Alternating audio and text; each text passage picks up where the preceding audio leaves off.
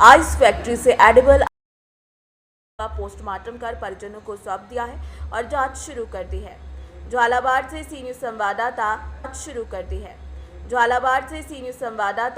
राज के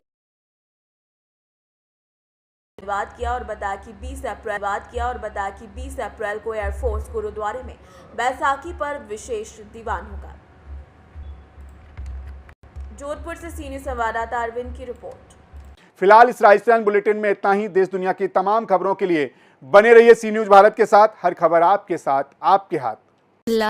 ये है मीरा टीचर, हर चीज में देती है ये नंबर 90 on 100।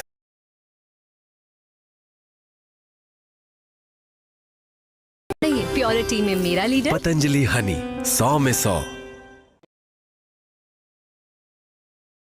77वां वार्षिक समागम